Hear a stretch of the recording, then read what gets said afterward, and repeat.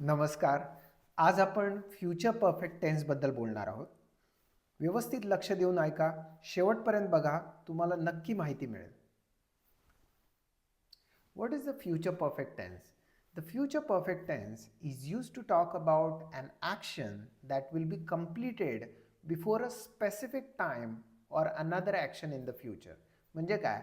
तर एखादी फ्युचरमध्ये ॲक्टिव्हिटी होईल किंवा घटना होईल, तर ती एखाद्या स्पेसिफिक वेळेला किंवा त्याच्या आधी होत असेल तर आपण फ्युचर परफेक्ट टेन्स वापरतो.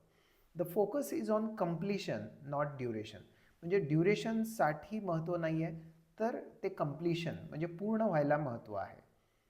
तर इथे आपण बघू शकतोय आय हॅव स्टडीड म्हणजे काय, ती कम्प्लिटेड ॲक्शन आहे, पास्ट. नाऊ हे प्रेझेंटमध्ये आहे. अँड स्पेसिफिक टाईम जर असेल by 2027 I will have graduated, तर ते फ्युचर कम्प्लिशन ॲक्शन आहे. तर नाऊ म्हणजे काय, इन प्रोग्रेस आहे. By a specific time in the future that is finished action, that is called as future perfect tense, म्हणजे ती पूर्ण झाली असेल. एक्झाम्पल बघूया. By next year I will have completed my degree, म्हणजे पुढच्या वर्षी मी माझी डिग्री पूर्ण केली असेल. When do we use the future perfect tense, म्हणजे फ्युचर परफेक्ट टेन्स आपण कधी वापरतो. We use the future perfect tense when an action will be completed before a future time. म्हणजे काय, तर एक्झाम्पल बघूया. She will have left by noon, म्हणजे ती दुपारपर्यंत गेली असेल, म्हणजे ती फ्युचरमध्ये कंप्लीट झाली असेल. बिफोर अ फ्युचर टाईम म्हणजे फ्युचर टाईम इथे काय आहे, नून. जर तुम्ही सकाळी असाल तर नून म्हणजे आफ्टरनून होईल.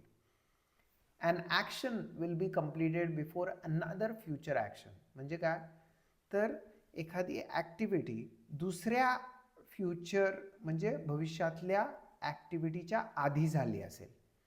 ही will have completed the course before he joins the company, म्हणजे कंपनी जॉईन करायच्या आधी त्यांनी कोर्स कंप्लीट केला असेल. तिसरं उदाहरण बघूया किंवा तिसरा यूज बघूया. To show certainty about completion, म्हणजे एखादी ॲक्टिव्हिटी पूर्ण होत असेल, त्याची शाश्वती म्हणजे ती कंप्लीट झाल्याची शाश्वती असेल, तर आपण फ्युचर परफेक्ट टेन्स वापरतो. They will have reach home by now, ते घरी आत्तापर्यंत पोचले असतील, तर ह्याच्यासाठी आपण फ्युचर परफेक्ट टेन्स वापरतोय. आता याचा फॉर्म्युला बघूया, स्ट्रक्चर बघूया. Subject plus will have plus past participle V3. इथे वर्बचं थर्ड पोझिशन वापरतोय. वर्बचं थर्ड पोझिशन कुठल्या वर्बसाठी काय. फॉर एक्झाम्पल, ईटसाठी ईटन आहे, फिनिशसाठी फिनिश्ड आहे, गोसाठी गॉन आहे आणि राईटसाठी रिटन आहे. तुम्हाला अजून वर्ब्स बघायचे असतील तर मी एक डिस्क्रिप्शनमध्ये वर्ब लिस्ट दिलेली आहे, ती नक्की चेक करा. अफर्मेटिव्ह सेंटेन्सेस बघू. I will have completed the task by evening, म्हणजे संध्याकाळपर्यंत मी जे काम आहे ते कंप्लीट केलं असेल. He will have finish the report by Monday, त्यांनी जो रिपोर्ट आहे तो मंडेपर्यंत कंप्लीट केला असेल.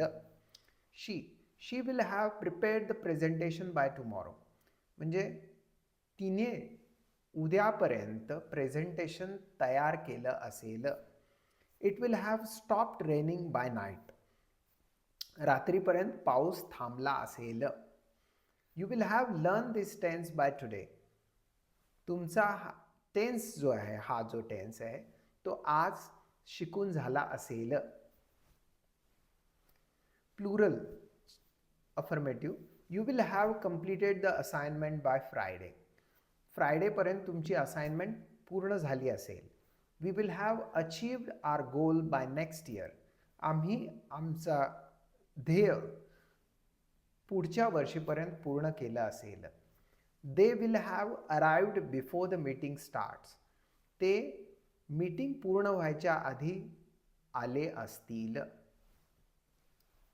नेगेटिव्ह फॉर्म्युला स्ट्रक्चर बघूया.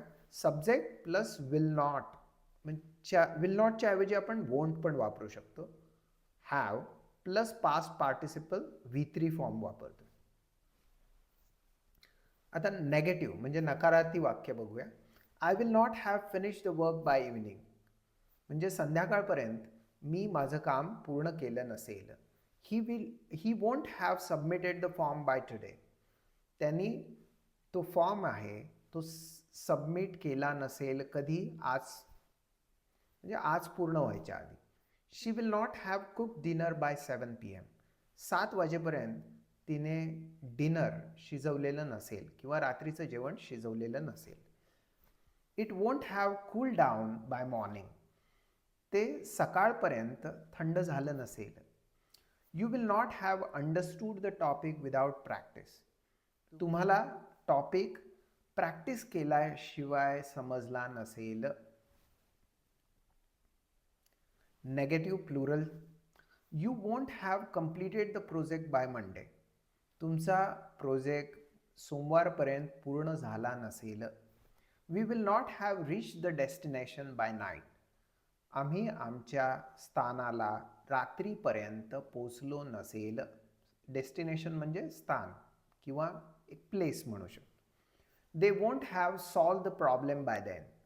म्हणजे त्यांनी जो प्रॉब्लेम आहे किंवा जी समस्या आहे ती सॉल्व केली नसेल नंतर. इंटरोगेटिव्ह स्ट्रक्चर बघूया. इंटरोगेटिव्ह म्हणजे प्रश्नार्थ. Will plus subject plus have plus past participle, जे की V3 फॉर्म वापरणं.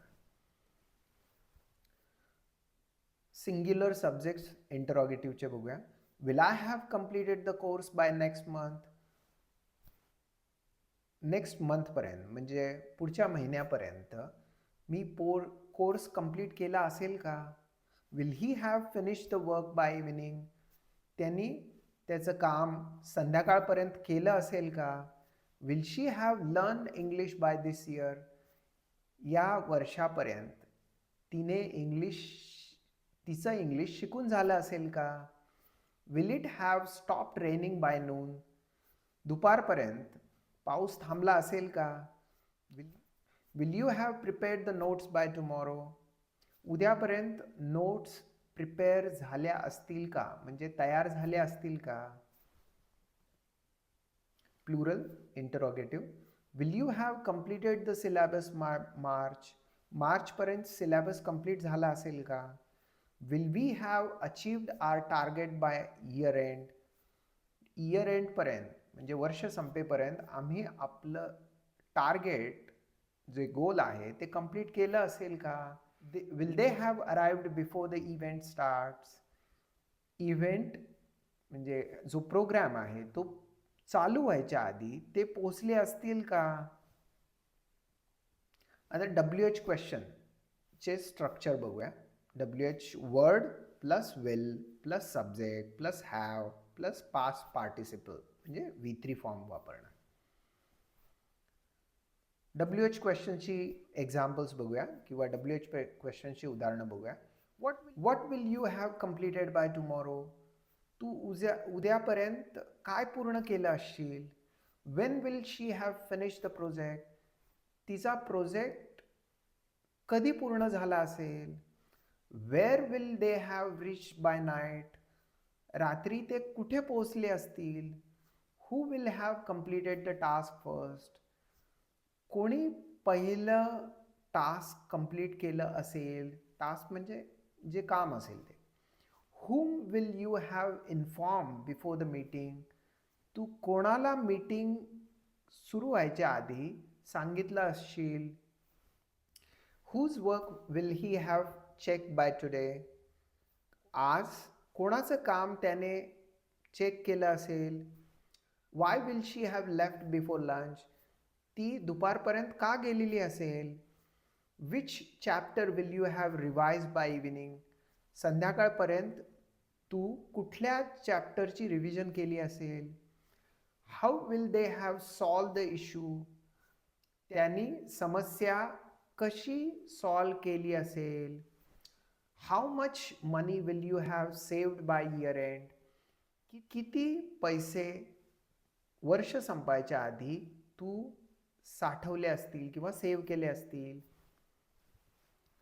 How many lessons will you have completed by Monday?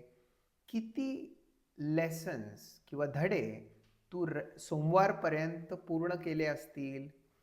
How long will you have worked here by next year? किती काळ इथे तू काम केलं असशील पुढच्या वर्षीपर्यंत. How often will you have practice by then? किती वेळा तू प्रॅक्टिस केली असशील नंतर. How far will they have travel by night? रात्रीपर्यंत किती काळ त्यांनी प्रवास केला असेल. How old will he have turn by next month? पुढच्या महिन्यापर्यंत त्यांनी किती वर्ष पूर्ण केले असतील. आता कॉमन टाइम एक्सप्रेशन्स जे आहेत ते by tomorrow, by evening, by next week असं आपण सेंटेन्सला फ्युचर परफेक्ट टेन्सच्या आपण जोडू शकतो. By the time plus by the time वापरलं तर प्रेझेंट टेन्स म्हणतो आणि बिफोर वापरलं तर आपण फ्युचर टाईम वापरू शकतो या टेन्ससाठी. अजून बघूया. By then, by the end of the day किंवा by the end of the month, by the end of the year असं पण म्हणजे दिवसाच्या शेवटी, महिन्याच्या शेवटी किंवा वर्षाच्या शेवटी. इन 2 hours फ्युचर रेफरन्ससाठी आपण वापरू शकतो. की पॉईंट्स आता लक्षात ठेवायचं आहे. Always use will have plus V3 form. Will have बरोबर V3 फॉर्म वापरायचा आहे. नेवर यूज V2 वापरायचं नाही आहे. Use by or before to show completion म्हणजे पूर्ण झालं आहे कृती ते दाखवण्यासाठी बाय किंवा बिफोर वापरू शकता. Focus is on result not process. प्रोसेसवर फोकस नाही आहे, रिझल्टवर फोकस आहे. Same structure for all subject. सगळ्या सब्जेक्टसाठी हेच स्ट्रक्चर असणार आहे. आता कंपॅरिझन टिप बघूया आपण. सिंपल फ्युचर टेन्स कशासाठी वापरतो तर ॲक्शन इन द फ्युचर म्हणजे फ्युचरमध्ये ॲक्शन घडणार आहे ते सांगण्यासाठी सिंपल फ्युचर सांगतो.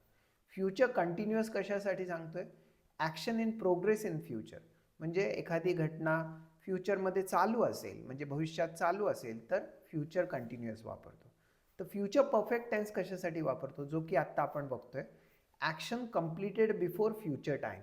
एखाद्या भविष्यातल्या वेळेच्या आधी कृती पूर्ण होते असेल तर फ्युचर परफेक्ट टेन्स वापरतो. आता एक्झाम्पल बघूया. I will eat dinner. Simple future. I will be eating dinner at 8 म्हणजे काय 8 वाजता मी डिनर घेत असेल. आता हे फ्युचर कंटिन्युअस आहे. I will have eaten dinner by 8 म्हणजे 8 वाजेपर्यंत मी जेवलो असेल म्हणजे रात्रीचं जेवण जेवलो असेल. ते फ्युचर परफेक्टमध्ये येते. कॉमन मिस्टेक्स बघूया म्हणजे नेहमीच्या चुका बघूया. I will have finish the work. आता इथे फिनिश नुसतं फिनिश वापरून नाही चालणार. I will have finished the work. ED वापरायचा आहे पण त्याचा उच्चार फिनिश्ड नाही करायचा आहे. फिनिश्ड. ह्याचं प्रत्येक वर्बप्रमाणे उच्चार ईडीचा बदलत असतो तर ते नेहमी लक्षात ठेवा काय आहे ते. शी विल हॅव तुम्ही त्याच्यासाठी इंटरनेट पण वापरू शकता. She will has completed the task नाही. She will have completed the task. She जरी असलं तरी तिथे विल आल्यामुळे तिथे हॅज वापरणार नाही आहे, हॅव वापरणार आहे. Will you have complete the course नाही येणार. Will you have completed the course. तर हे म्हणजे तू कोर्स कम्प्लीट केला असशील का तर हा प्रश्न आहे तो. क्विक समरी बघूया आपण. Future perfect shows completed action in the future म्हणजे ॲक्शन कम्प्लीट झाली आहे फ्युचरमध्ये ते सांगण्यासाठी आपण फ्युचर परफेक्ट टेन्स वापरतोय. स्ट्रक्चर काय आहे. विल हॅव प्लस V3 आहे. Used with by or before. By किंवा बिफोर वापरून पण आपण फ्युचर परफेक्ट टेन्स वापरू शकतो. Same form for all subject. सगळ्यासाठी विल हॅव वापरणार आहे. व्हेरी युजफुल फॉर डेडलाईन एखादी डेडलाईन सांगायची आपल्याला तर त्या फ्युचर परफेक्ट टेन्स वापरतोय. गोल्स म्हणजे आपले ध्येय सांगता यायचे किंवा प्रिडिक्शन्स एखादं आपण भविष्यात काय घडणार आहे त्याबद्दल सांगायचं आहे तर ते प्रिडिक्शन झालं तर ते तेव्हा फ्युचर परफेक्ट टेन्स वापरतो. मला आशा आहे की तुम्हाला हा व्हिडिओ नक्की समजला असेल. नक्की समजला असेल तर क्विज ती डिस्क्रिप्शनमध्ये दिली आहे ती सोडवा आणि पुन्हा भेटूया पुढच्या व्हिडिओमध्ये. तोपर्यंत नमस्कार. बाय.